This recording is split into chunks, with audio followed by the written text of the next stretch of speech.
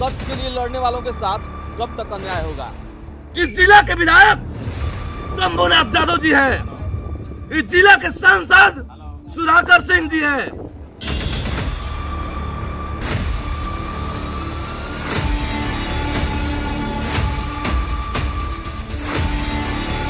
कब तक एक छोटे परिवार के लोगों के साथ, छोटे गांव से निकले हुए लोगों के साथ दबाने का और उनकी आवाज को बंद कर देने का प्रयास किया जाएगा।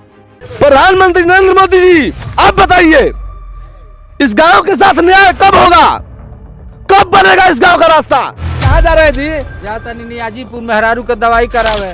2 महीना का राशन यहाँ के ले बनी कि बरसतिया में जा ना पैसा का जाम हो जाये। अब वोट न बहिष्कार होई, बहिष्कार होई। दोस्तों, आपको बता दें कि विरोधियों द्वारा मेरे मुंह पर ताला लगाने का प्रयास किया गया है। भ्रष्टाचार के खिलाफ उठा रहे इस आवाज को बंद कर देने का प्रयास किया गया है। और हमारे मुख्यमंत्री नीतीश कुमार जी, आप बताइए कि इस गांव का क्या निवारण है, क्या किया जा सकता है इस गांव का, जो 1947 के बाद से ही इसी तरह चलते आ रहा है इसी तरह चलते आ रहा है। आपको बता दें कि फेसबुक पर ठाकुर साहब करके मेरा एक पेज था।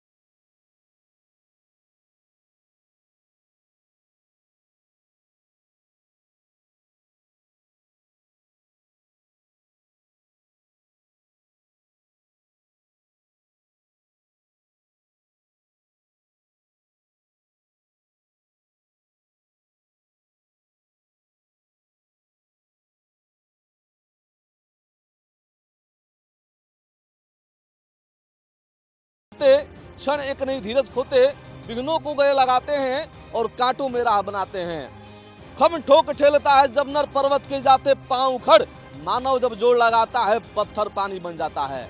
तो उन विरोधियों से, उन भ्रष्टाचारियों से और उन जो भ्रष्टाचार के गद्दी पर बैठे हुए हैं लोगों से यही कहना चाह रहे हैं कि जिस तरह से उन लोगों ने मुझे गिराने का काम किया है, गिराने का प्रयास किया है, मैं उतने ही दोगुने रफ्तार से उभर कर सामने आऊंगा और आपके इस भ्रष्टाचार को, आपके गलत कार्यों को समाज के सामने एक्सपोज करने का काम करूंगा और दिखाने का काम करूंगा। हम दबने वालों में से नहीं हैं। जब जब हमें गिराया जाएगा तब तब हम दुगनी रफ्तार से उभर कर सामने आएंगे और आपके गलत कार्यों को दिखाने का काम करेंगे। दोस्तों, मैं एक सड़क के लिए लड़ रहा था, मैं गांव के अस्तित्व की लड़ाई लड़ रहा था। जैसे मान लीजिए यही एक रास्ता है, यहाँ पर रोड नहीं बना हुआ है, सड़क नहीं बना हुआ है। मैं यहाँ पर सड़क बनवाने का मांग खड़ा कर रहा था, मांग उठा रहा था और सरकार से एक आवाज लगा रहा था कि जो भी इस गांव के लोग हैं उनके साथ न्याय किया जाए। कैसा यह डिजिटल इंडिया है कि शिक्षकों के हाथ में कॉपी किताब कलम होने के बजाय शिक्षकों के हाथ में जूता चप्पल होने लगे। थोड़ा सा दिक्कत होता है कि बहुत दिक्कत होता है। दिक्कत बहुत ज़्यादा है, बारिश तेज हो जाए तो और ज़्यादा मुश्किल हो जाता है। आने जाने की समस्या है, रास्ता खराब है।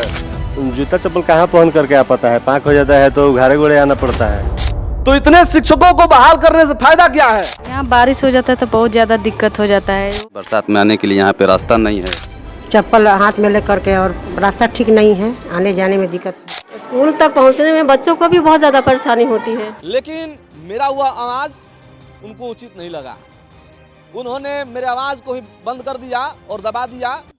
जिस फेसबुक आईडी को मैं 2 साल से सींच करके यहाँ तक लाया था, जिस इंस्टा आईडी को मैं 2 साल से सींच कर यहाँ तक लाया था और जिसके माध्यम से लोग मेरी आवाज को सुन पा रहे थे, अब वो नहीं सुन पाएंगे। हालांकि एक तरह से वह कामयाब रहे, मेरे आईडी को, मेरे पेज को बंद करवा दिए, लेकिन यह आवाज दबने वाला नहीं है। यह आवाज दोगुनी रफ्तार से सामने आएगा और दोगुनी रफ्तार से आपके इस भ्रष्टाचार को दिखाएगा। और जब जहां जहां आप लोगों के द्वारा, आप भ्रष्टाचारियों के द्वारा गलती किया जाएगा, भ्रष्टाचार किया जाएगा, तो यह आवाज दोगुनी और तेगुनी रफ्तार से आप लोगों को एक्सपोज करेगा और आप लोगों का पर्दाफाश करेगा, आप लोगों की कमियों को, आप लोगों की गलतियों को समाज के सामने और सरकार के सामने उजागर करेगा। और जब वक्त आएगी तो यह हाथ आपका गिरवान पकड़कर कोर्ट तक भी लेकर जाएगा। हम ना डरे थे, ना डरे हैं, ना आगे कभी डरेंगे।